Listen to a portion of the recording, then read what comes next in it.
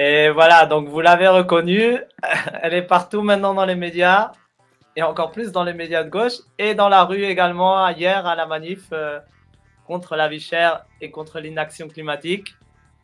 C'est donc euh, Annie Ernaux. Annie Ernaux, merci, qui vient Euh, de recevoir le prix Nobel de la littérature. Et donc aujourd'hui, notre chronique culture ne sera pas musicale, mais sera littéraire. Et tu voulais nous la présenter, Asma. Voilà, donc on l'a déjà évoqué un petit peu. Annie Ernaux a été nommée donc prix Nobel de littérature 2022 récemment. Donc c'est vraiment je dirais un symbole fort aussi pour la lutte sociale en soi et la sociologie des luttes sociales. Alors peut-être rapidement sur sa personne, elle est née en 1940 à Lillebonne et elle était en tout cas professeure de lettres avant de devenir écrivaine. Elle a des parents ouvriers. Elle est membre donc du Parlement populaire et donc j'ai structuré ma chronique culture en deux aspects. Premièrement, la démarche sociologique qu'a choisie Annie Ernaux, c'est-à-dire qu'elle redéfinit l'autobiographie dans le sens où elle considère que l'intime est toujours du social. C'est-à-dire que toutes les interactions qu'on peut avoir à l'intérieur de groupes de pairs, PAIRS, c'est-à-dire à l'école, au travail, même au sein de la famille, ce n'est pas quelque chose d'individuel, c'est pas un moi tout seul sans les autres, parce que le moi n'est pas seul, il se définit toujours par rapport aux autres, par rapport aux lois et par rapport à l'histoire. Et donc, c'est assez important de considérer ça, c'est-à-dire que l'intime, pour elle, est quelque chose qui est forcément et foncièrement social. Et donc, elle va tâcher de retracer la mémoire à travers, notamment, je vais parler de son œuvre La Place, parue en 1983. Dans ce livre, elle parle de la vie de son père et à travers ce roman donc biographique, elle va retracer la mémoire de bien d'autres ouvriers normands de l'époque. Mais elle a choisi pour ce faire de décrire en fait la situation de la manière la plus factuelle possible, la plus froide possible, sans émotion, avec un vocabulaire simple, pour la simple et bonne raison qu'elle ne veut pas faire passer le destin de son père comme celui d'un personnage. Et donc, si elle avait fait ça, si elle avait utilisé peut-être beaucoup d'émotions, ça aurait pu aussi délégitimer ou alors, je dirais, influencer la manière, le caractère sociologique et biographique de la lutte des classes incarnée par son père, ouvrier, puis via l'ascension sociale, petit propriétaire d'un commerce. Comme je l'évoquais, elle parle donc d'un souvenir d'enfance de manière fragmentée qui naît de la douleur du deuil de son père. Et elle décide donc de revenir en arrière sur la vie de son père.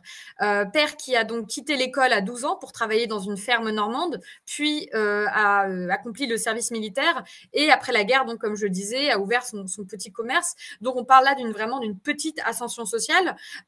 Et elle revient notamment aussi sur des choses qui sont au-delà de la chronologie, qui sont aussi des choses qui transcendent en fait la chronologie de ses souvenirs. Elle évoque notamment les phrases qu'on emploie retracent ce que l'on vit. C'est-à-dire que les phrases s'incluent vraiment dans un quotidien. Voilà, elle évoquait dans une interview récemment aussi la phrase que disait son père souvent, c'est-à-dire « on ne va pas se plaindre, il y a toujours plus malheureux que nous ». C'est vraiment quelque chose, une sorte d'humilité aussi et de solidarité par rapport à d'autres ouvriers qui viennent d'une classe sociale également où en fait il y a une grande précarité sociale et économique. Son père ne parlait pas le langage de la classe dominante, c'est quelque chose qu'elle retrace également dans son livre, en disant qu'il parlait le patois, mais au-delà même de la langue en tant que véhicule des atouts sociaux, c'est aussi la manière d'utiliser certains mots au lieu d'autres. Voilà, c'est quelque chose qui est un tout et qu'elle explique assez bien dans cet ouvrage. Au-delà même de la langue, en fait. C'est quelque chose, son père, qui est quelqu'un qui travaillait de ses mains, quand il parlait de travail intellectuel, déjà, il parlait de travail de chapeau, et il ressentait presque une honte quand sa fille, à 17 ans, ne travaillait pas encore, travaillait dans le sens travail manuel, parce qu'en fait, il disait toujours, le travail en tant que travail est forcément un travail manuel, et le travail intellectuel, c'est de l'apprentissage. Donc, il ne disait pas tu travailles bien à l'école, il disait tu apprends bien.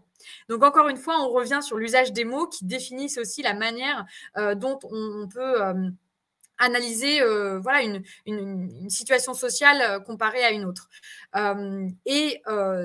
Il considère aussi le travail intellectuel comme quelque chose qui ne serait peut-être pas du vrai travail, dans le sens où on peut tricher si on fait un travail intellectuel, alors qu'on ne pourrait pas tricher, selon lui, si on fait un travail manuel.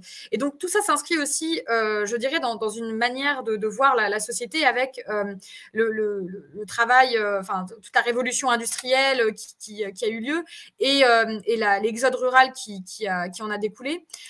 Donc, le fait d'avoir nommé Annie Ernaux prix Nobel de littérature 2022 dans une situation actuelle où on a les raffineries qui sont en grève et une grève généralisée qui est prévue pour demain, il me semble, donc le 18 octobre. Pour moi, c'est un symbole très fort parce qu'on ne peut pas séparer la personne de l'œuvre, et c'est une personne qui a vécu en fait cette lutte des classes au sein même de sa famille et qui emploie, je dirais, qui appelle un chat, dans le sens où elle parle vraiment de termes comme voilà, la classe dominante et la violence en fait que peut éprouver quelqu'un qui change ou qui change de classe sociale via l'ascension sociale qu'elle-même a vécue aussi en étant fille d'ouvrière, puis justement écrivaine. Voilà, donc pour moi, ça semblait très important de revenir là-dessus. Et je vais pouvoir laisser la main à Mathias ou Maxime pour la suite. Ah bah, mille merci Asma, c'est très inspirant également, non? Est-ce que tu aurais quelques titres à mentionner peut-être à part La Place? Alors, il y a différents. Elle a écrit beaucoup de livres. On pourra les mettre notamment en description de cette vidéo. Il y a aussi Les Armoires vides, qui reviennent justement sur voilà, tout ce qu'elle a vécu. Elle, bon, ça retrace plus la sexualité d'une jeune adolescente voilà, qui a des rapports non consentis. Donc, c'est aussi quelque chose qui est très intéressant de voir comment on s'épanouit en tant que femme après avoir vécu de la violence sexiste et sexuelle. Et je pense que c'est aussi assez actuel.